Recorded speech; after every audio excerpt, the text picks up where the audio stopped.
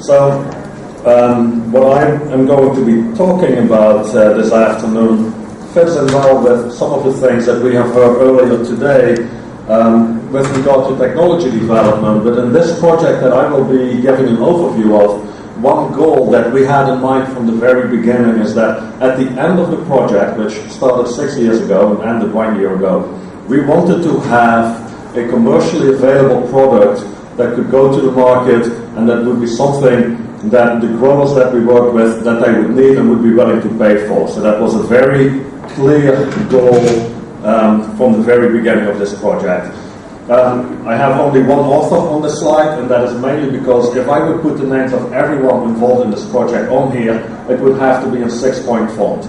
We've had probably 60 people involved in this project, so please don't think that all of this is my work.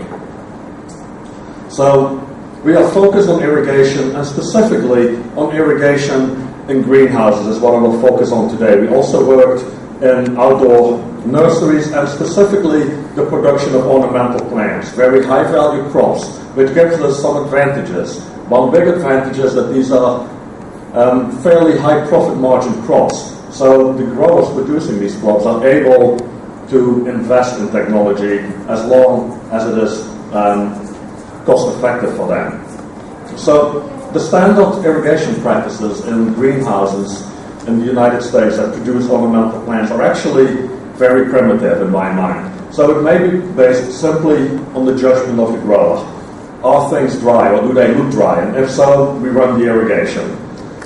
The standard thing is to irrigate more than what the plants need, because the irrigation manager prefers to overwater than to underwater, because as soon as you underwater, you can see the negative effects of it. Plants will start wilting, and it is clear that the plants don't have enough water. If you overwater, you don't see this kind of thing, but you are creating very big problems potentially that will happen in the long run. So it's in many cases actually not a good approach. Probably the most common approach is to simply use a timer, and you are going to irrigate every day for the same amount of time. And when you do that, you're not taking into account the size of your crop, you're not taking into account environmental conditions. And I work in the state of Georgia. We don't have a Mediterranean climate. In summertime, it is warm, but we can have very sunny days, we can have very cloudy days. And that has a huge impact on how much water the plants actually need. So with a timer, you can really take that into account. One approach that does take into account changing weather conditions is to have a system where you have a light sensor, or you calculate VPD, and you accumulate that over time. And once you have reached a certain amount of cumulative light or cumulative VPD, you then turn on the irrigation. The drawback to that is that that kind of approach doesn't automatically adjust for changing crop size over a growing cycle. So the project that we started 6 years ago was named MINDS, which stands for Managing Irrigation and Nutrition with Distributed Sensing. And I made this slide initially 6 years ago, and it would start with, this project is all about water. We had an advisory council for this project that consisted of growers. And one thing that the growers told us very, very quickly is, yes, saving water is really nice, but we really don't care. Why not? Because water is cheap. Water typically represents maybe 0.1% of the production cost in a greenhouse. So if we can cut that in half, it still makes no difference. So that was not really a big incentive for them, saving water. So they told us very quickly, it's about money. If we can make money with this technology, we're not interested. Okay, so what we try to do is develop systems that can give growers real-time information about the irrigation requirements of different crops within their operation, and to automate irrigation applications. We have to automate because in some cases the growers that we work with, they may irrigate up to 9-10 times a day, and it is not feasible for us to give them an alert when they need to irrigate, because by the time they get that message, it is already too late. We are typically growing plants fairly big plants in some cases with a very small root volume. So that substrate that these plants are growing in can dry out very quickly, and an automated system can respond to that in real time. So we wanted to make sure that we could actually irrigate based on the actual water requirements of different crops. So to do that, we developed wireless sensor networks that can both monitor and control, and I'll give an example of that in just a minute. So that is the hardware. It turns out hardware development is actually pretty easy, but hardware doesn't do you any good if you don't have software, good software, to make use of that hardware. So we actually put a lot of effort in the development of what the software engineers call a graphical user interface. I think normal people call it software. But that was very important because we had to make it easy for our growers to use the technology we were developing. We developed guidelines to manage irrigation, so we could tell growers, we think you may want to use this technology this way, but ultimately it was always the responsibility of the growers to make decisions on how to use this. We would not tell them, you need to do this, you need to do that. They know how to grow plants, and we respected that. And then what was really important for our project is that we quantified the impact on different aspects of production, especially the quality of the plants that were produced. How does it affect fertilization practices? And how does it affect runoff? In many parts of the United States now, runoff is becoming an issue because of environmental regulations. In other parts of the United States it is not, but it will be in the future. But we were hoping that this technology would help growers meet environmental regulations through better irrigation practices. But ultimately, we also wanted to know what is the socio-economic impact of managing your irrigation better. And socio-economic really relates to two aspects. There's the economic aspect on a farm level scale. Does it make money for that farm? If it does not make money, the technology was not going to be adopted. So it was really important to document very carefully what kind of economic impact the technology would have. The socio part of that sentence refers to what are the impacts on society. Does society actually benefit from this? And can we quantify the impacts on society? So I'll give you a bit of an overview of a wireless sensor network. So in this case, we have a farm that is divided into 5 separate irrigation areas, and within each irrigation area, the white boxes that you see here, these are what we call nodes, and each node has a number of sensors connected to it, and the node can control one or more irrigation valves automatically. The nodes also have a radio, and that radio is communicating continuously with a computer nearby. That computer runs the software, and this is a screenshot from what that software looks like. But the software runs inside of a web browser, just like we have heard before today. It is really important for people to have access to the information from anywhere they are. So you're not limited to this one local computer to control the system. You have online access to all of the information, and you can program your irrigation settings from anywhere. You can sit on the beach and do your irrigation from there. And that is one thing that the growers really emphasized early on, that they did need to have a web-based interface to use the hardware. So some pictures of what the hardware actually looks like. So this is the actual node, and then you can connect a variety of different sensors to it. So we have some different soil moisture sensors which we have used a lot in this project. And they simply plug into this node. There is no advanced wiring. Anyone can set these up. It's very, very easy. But again, the important part was then to develop software that allowed users to visualize the data, see what is going on in different parts of their facility, and then to use that information to make decisions. And once they make a decision, it can be programmed into the software, and the software will then implement those decisions, and irrigation from that point on will become autonomous. So among the benefits that we saw from this technology include water savings. We have seen very positive effects on plant quality. We have seen better growth, reduced fertilizer applications, and we have found environmental benefits. And I will touch on all of these in a little bit more detail as I go along. With regard to water use, what we typically found in greenhouses and the nurseries is that we could reduce irrigation applications by anywhere from 40 to 85%. I think that is basically an indication of how poorly irrigation is managed in many cases. But I want to re-emphasize, the growers didn't really care about the fact that they were wasting all of this money because it wasn't really costing them anything, or so they thought. It had indirect costs associated with it, as we will see. And so the way that we control the irrigation is by using soil moisture sensors that we place in different containers in a production area. We are constantly measuring soil water content. The node that these sensors are connected to will average the readings from those sensors, and whenever the average soil moisture level drops below whatever threshold here the grower programs, in this case the dashed line right here is the irrigation threshold, whenever the water content drops below that, the irrigation is turned on, in this case for 5 minutes. And so the lines that you see going up and down right here, those are the soil moisture content readings from the different sensors.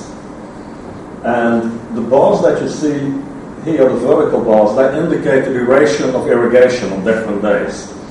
And one reason that I like this particular slide is that it shows you how dynamic the response of the system is based on what is actually happening in the greenhouse. So on this particular day, the system ended up irrigating for 15 minutes. The next day, no irrigation was needed. Presumably, that was an overcast day. Here, 10 days of irrigation, no irrigation, 10 days, no irrigation, 15 minutes, and then 2 days of 5 minutes. So the amount of irrigation that is being applied to this particular crop is adjusted every single day based on how much water the crop is actually using. So we are confident that we can meet the needs of the crop and make sure that these plants do not get drought stressed. But again, the water savings is not really what the growers were interested in. One of the greenhouses that we collaborated with was a cut flower greenhouse named Flowers by Bowers, and they focus on cut snapdragons, as you can see here. They grow these snapdragons in bags of perlite, and the main benefits that they got out of this, and I'll show some of this in more detail, was they got higher yields, but they also got improved quality. And when they started working with us on this project, they were really interested in trying to improve the quality of their plants. The big problem that they had in these snapdragons is that if you have a high water content in the substrate at night, you get a buildup of turgor pressure in the stems of these plants, and there are little organs right here just below the flowers, hydrophotes, where that water will start leaking out, and it creates little wounds right there. And when you have a wound, botrytis, a fungus, will come in and it will infect these plants.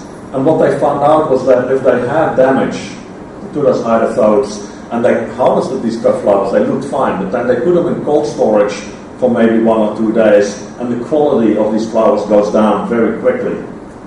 So what they were able to do with this, with our approach, is they made sure they would not irrigate typically after 4 o'clock in the afternoon. That gave the substrate enough time to dry out, but because they could see how dry the substrate was getting, they were also confident that the substrate wasn't getting too dry. In the past, they were too nervous about the substrate drying out to turn off the irrigation early in the afternoon. So they were able to really reduce the incidence of botrytis and produce better quality flowers. And better quality, of course, also means higher prices. What was a little bit unexpected was actually that, especially in wintertime, they were able to harvest many more plants. So this graph shows a comparison between their harvest before they installed this wireless sensor network to what they were harvesting after they installed the wireless sensor network. And the groups here on the bottom refer to different cultivars of snapdragon that are grown in different times of the year. So group 1 and 2 and group 2 are grown in wintertime and early spring. Group 3 and 4 are grown more in summertime. And in wintertime, just by managing the irrigation better, they were able to harvest 82% more cut flowers in their greenhouse. And you can imagine that that quickly translates into a significant amount of money. So that really got their interest very quickly, because I could see that there was a cash return to buying this kind of equipment. And so Eric Lichtenberg at the University of Maryland, he was the economist on this project, and he analyzed the economic impact of installing the wireless sensor network, calculated what happened to annual profitability, and the big difference occurred when we look at pre-wireless sensor network and post. The number of stems, or the number of flowers that they were able to harvest, increased by 31% per year. So that automatically means much higher sales. The price on average went up by about 5%, and that was because of better quality. What you might think of as a negative is that labor cost went up. Maybe not really a negative. Labor went up because they were harvesting more flowers. So that's probably not a bad thing, but obviously it takes more money to harvest more flowers. Electricity went down. So this is the electricity that they use to pump the water through their recirculating system. So we reduced that cost by 29%, but when you look at the actual amount on an annual basis, that was around $1,200. It really is pretty trivial compared to the overall production costs. The sensor system that was installed in this greenhouse cost a little bit over $7,000 a year. But their profit increased by $14,600 a year. There was a 34% increase in annual profits. And based on that analysis, it turned out that this wireless sensor network paid for itself in 16 months. And with that kind of a payback period, it becomes very easy for a grower to invest in the technology. They typically will invest if they are confident that the payback period is somewhere from 3 to 5 years. If it takes longer than that, they're not interested. So we were very pleased with these results, as were the growers, which of course is the most important thing. Another thing that is actually a big task in greenhouse production of ornamental plants is that we apply a lot of plant growth regulators, basically gibberellin inhibitors, to keep the plants relatively compact.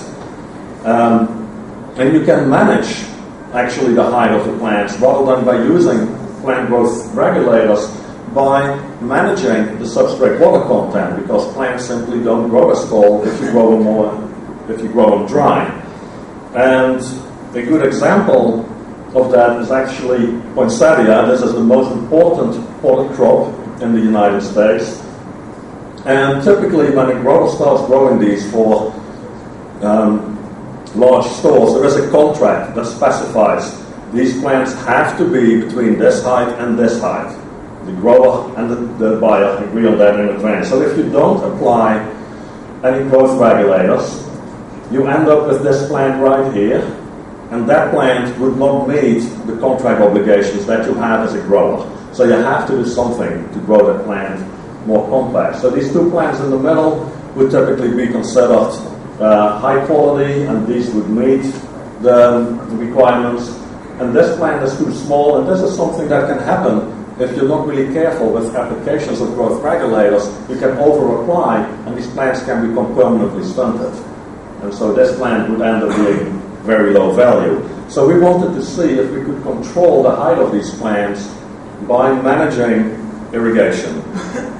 One reason that we chose poinsettias to work with is that for poinsettias there are actually plant growth curves that show exactly between which heights these plants need to be at any point during the growing cycle to achieve a specific target height by the time you're ready to sell these plants. So any time the plant height is between these two lines, you're on target to reach a plant with the appropriate final height.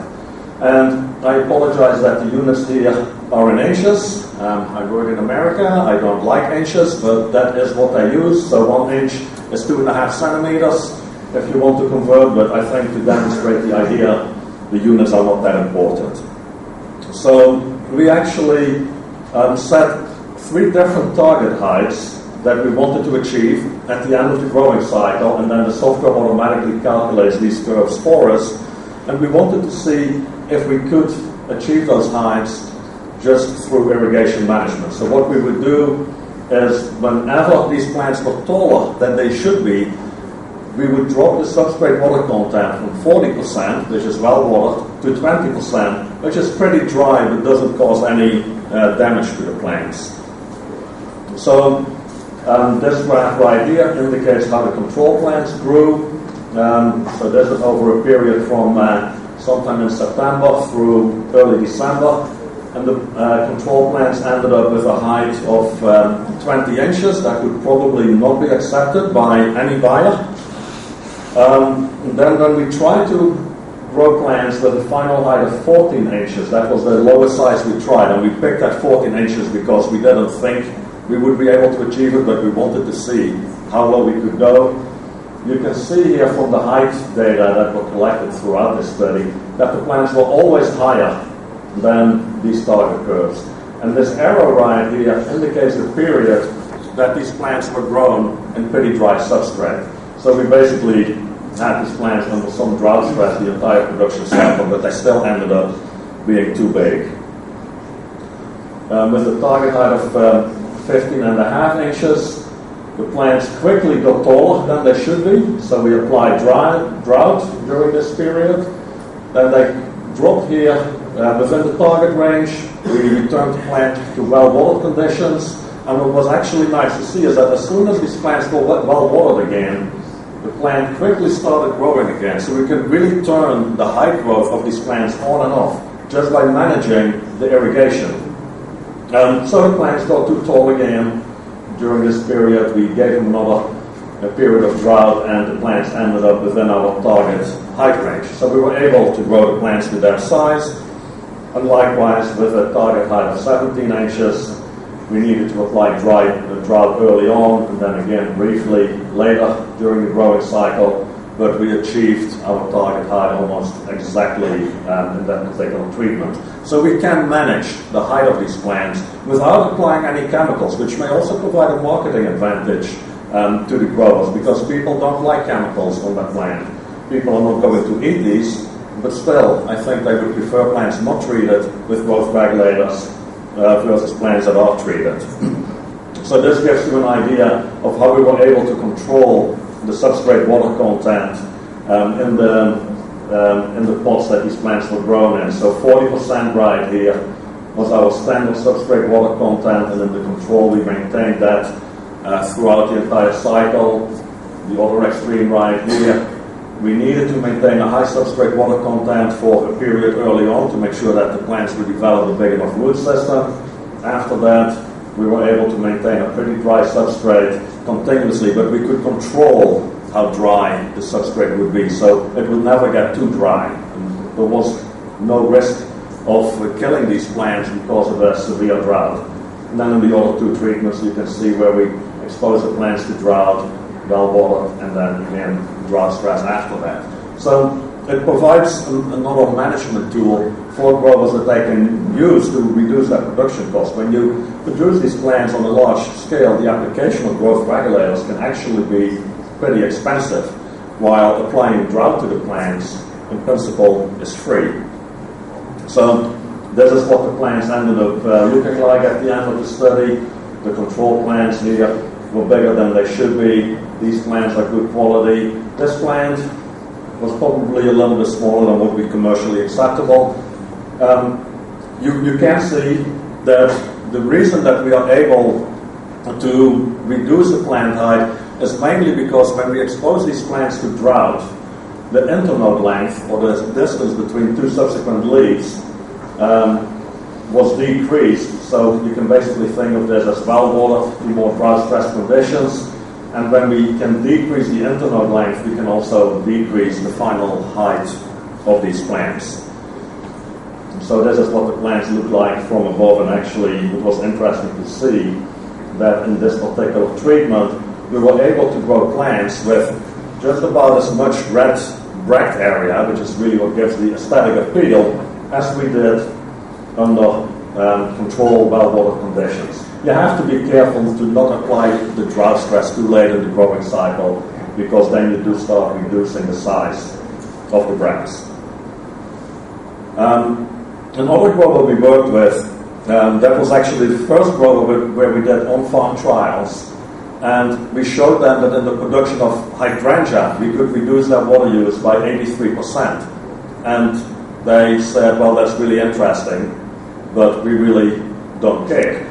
So we said, well, if you don't care about saving water, what do you care about? And they said, well, we have this other crop, and we know we have big irrigation-related problems, and that other crop is Gardenia gestinoides. It's probably something that is used in the Mediterranean as well, but in that particular crop they know that because of overwatering they typically lose about 30% of the plants over the production period, and they just get thrown away. So that is a big economic loss for them. So they said, if we can manage irrigation in this crop better, then that is going to have a big economic impact, and that's how you can get our interest. And we did manage the irrigation with the wireless sensor network, and we practically eliminated disease problems. And they ended up selling 22% more plants than they had anticipated. When you look at the root system of these plants, the growers were shocked to see a gardenia that had such a healthy root system with a lot of wide roots growing throughout that entire pot. They had never seen a root system like this before. But what was even more important and completely unexpected is that the plants simply grew much faster when we managed the irrigation better.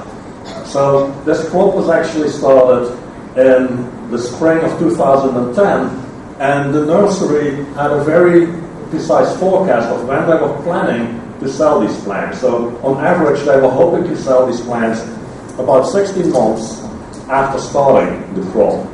And what actually happened completely ruined that planning, because they ended up selling all of these plants in early 2011. The last plants were sold when they expected to be selling the first part of this crop. So this allowed them to basically grow a new crop and to produce two crops in the same amount of time that they previously needed to grow one crop.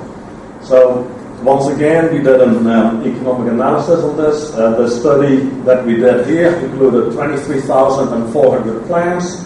They sell at $6.50 a piece. So it's a substantial amount of money. Again, Eric Lichtenberg from the University of Maryland did the economics. We looked at the economic impact of water, energy and labor savings. Water and energy turned out to not be very important, but labor savings were very big because they were growing this crop now in half the time that they were expecting. Reduced losses, they ended up selling 22% more plants than they expected. They didn't have to throw away as many plants as normally.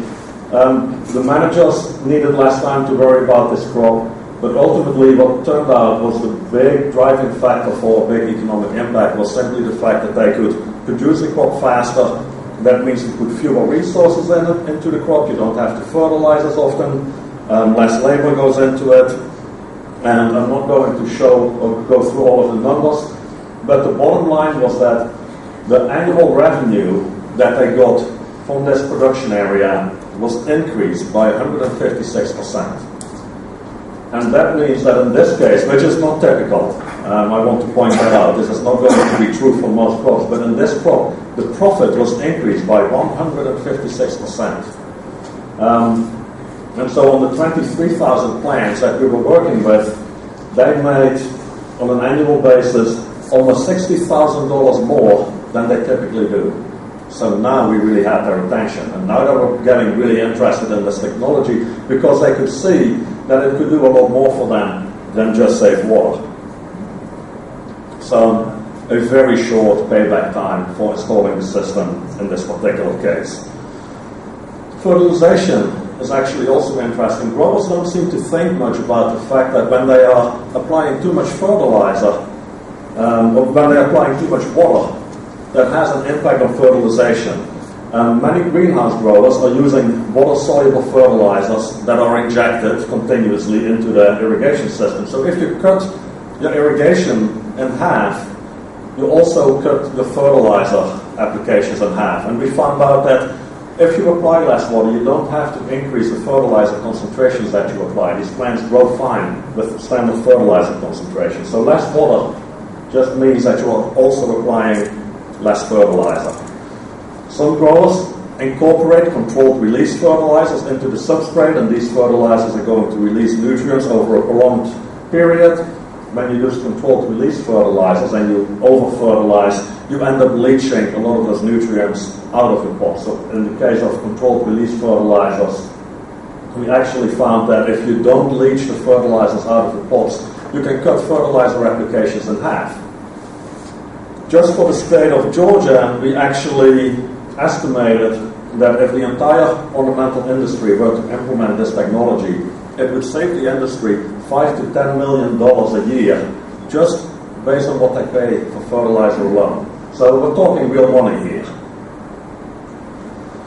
But there are also environmental benefits. So what we estimated is that if 50% of the ornamental industry in the United States adopts this technology, it would actually save enough water to supply 400,000 people with all of the water that they need. On top of that, we can prevent 280,000 kilograms of nitrogen and 180,000 kilograms of phosphorus from going into the environment. So now we're talking about social benefits, because we can have a substantial impact on pollution. And one reason that it was important to quantify the social benefits is that this allowed us to go to the United States Department of Agriculture. We showed them these numbers, and we convinced them that actually this would be worthwhile technology for them to match the cost of. So if a grower pays for half of the system, it is likely that the Department of Agriculture is going to match that and will pay for the other half, which will make it easier to get the technology adopted. So with regard to grower benefits, what we found is better control over plant quality, less problems with disease, and that included both botrytis in the snapdragons and a variety of root pathogens in the gardenia. The reduction in leaching and runoff can be a benefit to both growers as well as society, and likewise water savings, of course, are a societal benefit as well as a grower benefit, and then the fertilizer savings. But ultimately, the one thing that really mattered, that we had to show to our growers, is that they would make more money, because they made it clear that otherwise this technology was not going to be adopted. So to make sure that we had a clear path to commercializing the technology, from the very beginning of the project, we collaborated with Decagon Devices. They're active in Europe as well, and they have been a great partner throughout this project, and they are now very close to releasing a commercial system that is going to be on the market that will be called PlantPoint. I'm very anxious to see the commercial release of this. So an entry system, something like this, may end up costing a few $1,000s. For some larger operations, that is not a problem. For smaller ones, that is a lot of money. So we have also been working on some low-cost alternatives where you can actually make or build your own irrigation controllers. And we do that with microcontrollers that are actually of Italian origin, Arduinos. They are very easy to use, very easy to program. And this is our first prototype irrigation controller that we built with an Arduino. If you go to my website, you can actually find detailed instructions on how to put an irrigation system together using one of these microcontrollers. So this is just some of the hardware that you need. All you really need is this, the Arduino microcontroller itself. You need one relay to open and close an irrigation valve, and the soil moisture sensor. The one expensive part of the system is still the soil moisture sensor itself. The rest of it costs almost nothing. And so I am not going to explain this wiring diagram to you, don't worry. But we have step-by-step instructions on how to assemble this on my website if you're interested in this technology. And then I would like to finish up with thanking the United States Department of Agriculture for funding this project. And one thing that I, as a final conclusion, really want to emphasize is that one thing that was really critical in making this project successful was a collaboration between plant scientists, engineers, and economists. We would have liked more social science in the project, but especially from the beginning, the fact that we had an advisory panel of growers that were telling us when we were going off in the wrong direction, that was really useful because they told us exactly what they wanted.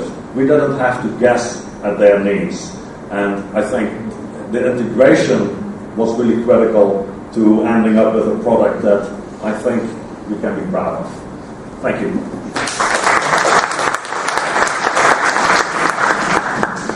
Thank you, Mark. Okay, we have time for questions and discussion. It's fine. I'm sorry, I probably missed the beginning because I was in the session, but you mentioned that less water and less leaching. This means also more salt going up to the soil. So, or you don't have this problem in Georgia, maybe? With most of the growers that we work with, we don't have problems with salinity, but in other parts of the country we do, and there's a question that we often get from growers. But the system is capable of, well, as a grower, you can send a command where you say, I now want to irrigate for 30 minutes. So if you are worried about salt buildup, you can go ahead and leach those salts out when you feel it's necessary. And Francesco and I and Angelo have a poster actually in the old building where we're working with an EC sensor where we hope we can integrate that into the system and maybe even automatically trigger leaching whenever we get too much salt buildup. But we are not in the Mediterranean and we have much better water than most of the Mediterranean. But it's a good question. Other questions? I have a question for you, Mark. What is your opinion on... okay, there's one more. Okay, No, go ahead. I would just like to know, in your view, what is next? I mean, you presented a very comprehensive solution to a specific system. You probably have ideas for the future of all these technologies, and I guess in a keynote speech, we have the right to ask what is next. Well, that's a question I asked myself this morning, so it's only fair that you ask me. The big challenge that we have, especially with ornamental growers, is that they typically grow about 300 different crops within their operation. And we cannot put 300 nodes out in their operation. It's not cost effective, it would be a maintenance nightmare. So what we are looking at is how can we efficiently group crops together in functional irrigation groups. How do we decide which plants have similar irrigation needs, and we hope to use RFID to locate all of the plants that have similar irrigation needs throughout an operation so they don't have to be grown together, but they can all be managed the same way with regard to irrigation. So that is one big challenge that I think we need to address. The other one is ultimately, in addition to just doing irrigation, I think we also need to automate fertigation in these crops as well because they are so tightly linked.